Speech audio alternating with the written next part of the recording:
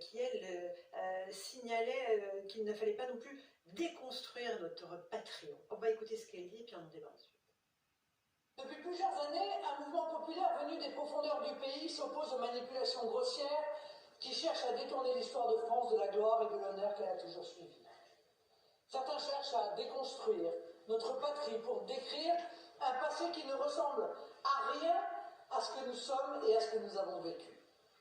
D'autres encore se noient dans un passé si polémique qu'il brutalise et divise quand la fierté d'être français devrait rassembler notre peuple. Alors, il y a plusieurs messages, Tatiana Renard-Barzac, à la fois en direction d'Éric Zemmour, évidemment, clairement, et un autre message aussi. Hein. Ouais, alors, c'est intéressant parce que là, Marine Le Pen, vraiment décidément, dans ce début de campagne, elle a vraiment complètement changé sa stratégie et vraiment, elle repense ses fondamentaux. C'est-à-dire que, comme elle se fait déborder par sa droite, par Éric Zemmour, là, elle est sur un registre en fait où elle nous dit en gros, Éric Zemmour, lui c'est celui qui divise, moi je suis celle qui rassemble. D'ailleurs, je le rappelle, elle souhaitait participer cet après-midi au Mont-Valérien à cet hommage. Emmanuel Macron lui a opposé un non ferme, puisque aucun parlementaire ou élu n'a été invité. D'ailleurs, personne ne voulait qu'il y ait une récupération poétique de cette journée. Mais c'est vrai que Marine Le Pen, là, elle est dans un exercice extrêmement compliqué, en fait, parce qu'elle elle a voulu aller se recueillir sur la tombe du général de Gaulle. Elle l'a fait à sa façon à Bayeux.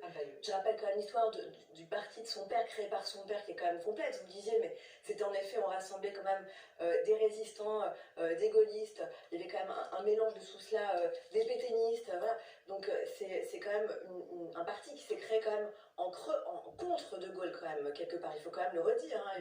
On peut refaire, comme vous souhaitez, refaire l'histoire, et comme ça vous arrange, Alexandre, mais il faut quand même redire aussi les choses telles qu'elles ont été. C'est un parti qui s'est créé contre de Gaulle au moment de la guerre d'Algérie, rien à voir avec la Seconde Guerre mondiale, mais vous avez raison, avec une partie de pétainisme, mais je ne défendais pas Marine Le Pen, je rappelais simplement que les gens qui se sont engagés dans la résistance venaient de tous horizons. Rapidement.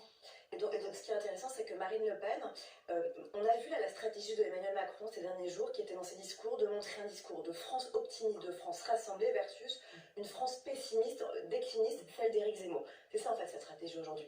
Marine Le Pen est en train d'adopter un peu la même stratégie. Ça veut dire, elle se présente comme la candidate du rassemblement, d'une France optimiste, ouverte sur le monde, versus Éric Zemmour. Et donc c'est intéressant parce qu'elle se place en fait du côté d'Emmanuel Macron. Donc en fait, on a les deux candidats qui sont vraiment contre Éric Zemmour. Et ça c'est intéressant. C'est ambigu parce que justement dans la phrase où elle dit la France choisit toujours le chemin de la gloire, là pour le coup elle est complètement, elle met ses pas dans les pas d'Éric Zemmour, qui a une vision de la France qui dit quoi qu'elle ait fait, ce qu'elle a fait est bon.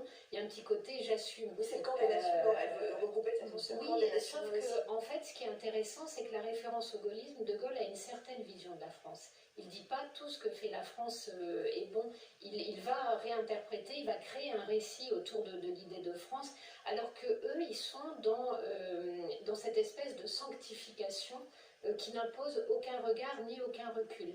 Et là, dans la première partie, moi je la trouve très proche d'Éric Zemmour, au contraire. Dans la deuxième partie, elle va essayer d'infléchir, mais on voit bien qu'elle est sur une corde raide et qu'elle essaie encore finalement de nouer ensemble des choses qui l'apparaissent. Elle a un attelage qui est quand même assez désaccordé aujourd'hui. Karim, un dernier mot là-dessus. Pour moi, elle essaye de se différencier de celui qui veut réhabiliter Pétain, de quelque part déconstruire l'histoire pour la raconter à sa manière, mais aussi face aux tenants de ceux qui portent la France en repentance permanente. Pour moi, elle les renvoie dos à dos. Elle renvoie Zemmour, elle renvoie ceux qui sont dans la repentance permanente dos à dos en disant qu'il y a une alternative, et elle veut prendre cette alternative qui est de parler des pages glorieuses, mais de parler réellement des pages glorieuses. Et là, donc, en l'occurrence, ce 11 novembre nous permet de le faire avec une figure, on l'a dit tout à l'heure, Benjamin, qui est incarnée. Donc, c'est pour ça que je crois qu'elle tente de se différencier finalement des deux côtés elle a un souci